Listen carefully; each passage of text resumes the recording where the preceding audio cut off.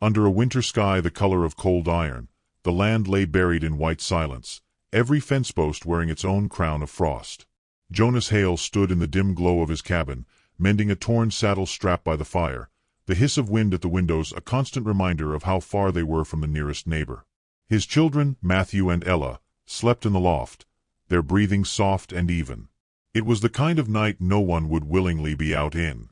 Which was why the knock on the door made him still mid-stitch. It came again, faint, but steady. He set down the leather, rose, and crossed the room, the floorboards creaking under his boots. When he pulled the door open, the wind shoved in first, scattering snow across the floor. Behind it stood a young woman, no more than 22, her shawl frayed, her boots white with ice, and her cheeks raw from cold.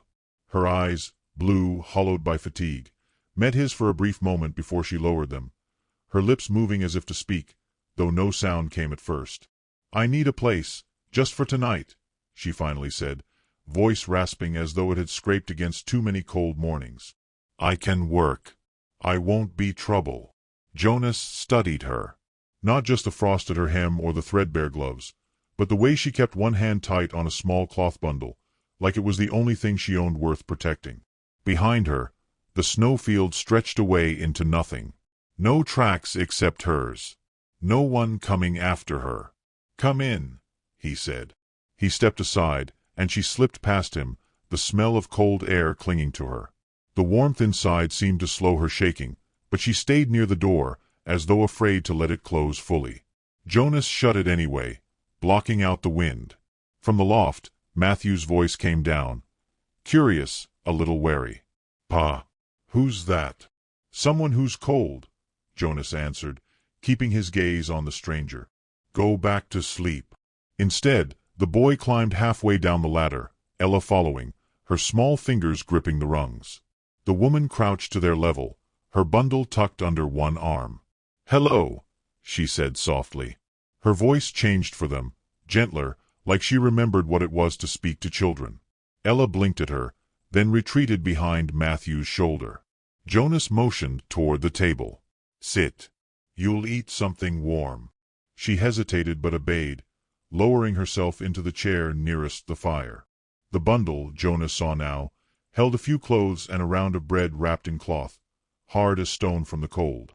When he brought over a bowl of stew, she murmured thanks without meeting his eyes and began to eat in small, deliberate bites, as if each mouthful needed permission. Between spoonfuls, she finally spoke. "My name's Ruth Calder. My husband," she stopped there, swallowing. "I used to sew for a living. That's gone now." Jonas didn't ask more. He'd heard enough voices with that same edge. The one people carried when telling the rest would be like opening a wound in front of strangers. When she'd finished, he gave her a spare blanket and pointed her toward the small room off the kitchen. She paused in the doorway. "I can leave at first light," she said. "Suit yourself," he replied. Sleep didn't come quickly for him after that. He lay in the dark, listening to the cabin's timbers groan in the wind, to the soft coughs of his children, and to the faint, restless movements from the other room. By morning, the snow had thickened to a steady curtain. Ruth was already awake, mending one of Ella's worn dresses at the table.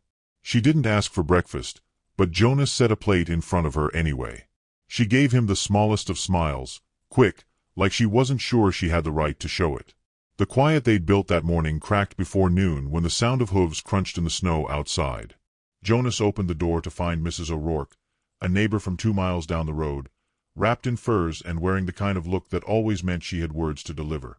"Jonas Hale," she said, eyes sliding past him to where Ruth stood in the kitchen. "Didn't know you'd taken on a boarder." "She's staying for a bit," Jonas said evenly. Mrs. O'Rourke's brows arched. "For a bit. You know how tongues wag in town, especially when there's young widows and young men under one roof. Won't do your reputation, or your children, much good." Ruth had stopped mending, her hands folding the fabric in her lap. Jonas kept his gaze on the older woman. "My house. My business." Mrs. O'Rourke sniffed, turned her horse, and left. Jonas shut the door, but the cold she'd brought in stayed behind. Ruth rose from her chair. "I can go," she said quietly. I don't want to cause trouble. Jonas looked at her then, not just at her, but into the resolve behind the words. If they're talking, let him talk where I can't hear it. You're here now. The days that followed were a slow thaw. Ruth mended clothes without being asked, baked bread from the supplies in the pantry, and coaxed Ella into sitting beside her at the fire while she stitched. Jonas, in turn, repaired the broken latch on the window in her room so the wind would stop slipping in at night. Snow kept falling, deepening the isolation. Then, one night, Ella woke coughing, her cheeks flushed with fever. Ruth didn't hesitate. She moved to the child's bedside, keeping a damp cloth to her forehead, whispering soft stories until the girl's breathing eased. Jonas stood in the doorway, unseen, watching the gentleness in her movements. By morning, Ella's fever had broken. Ruth's shoulders sagged with relief. Jonas made coffee and set a mug beside her without a word. She looked at him and something unspoken passed between them. Gratitude, perhaps, but also something steadier, like the first stone laid in a foundation. The storm outside raged for 2 more days.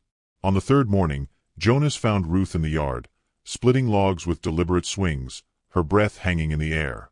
He stepped beside her, taking the axe from her hands. I can't pay you much, he said. But I can give you something worth more than wages. She tilted her head, snow caught in her hair. You want a warm bed, he told her, and I want my family whole again. For a moment she didn't speak. Then she took the axe back, planted her boots in the snow, and swung. When the weather cleared, they rode into town together, Matthew and Ella bundled against the cold. The boardwalks were slick with ice, and the air was sharp enough to sting the lungs. Whispers rose as they passed, Mrs. O'Rourke among those watching. Jonas felt Ruth's steps falter beside him. Without breaking stride, he reached down and took her hand. The children each took one of hers in turn. The street quieted. They kept walking.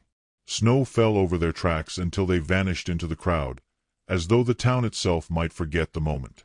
But Jonas knew it would not. Neither would he. Some homes aren't built from wood and nails. They're made from hands that choose to stay, from doors opened in winter, from the quiet courage to stand together when the wind tries to push you apart. And on that day, in the heart of the cold, that was enough to keep them warm. Which city are you watching our video from? Please leave a comment. Please subscribe to the channel as well. Thank you.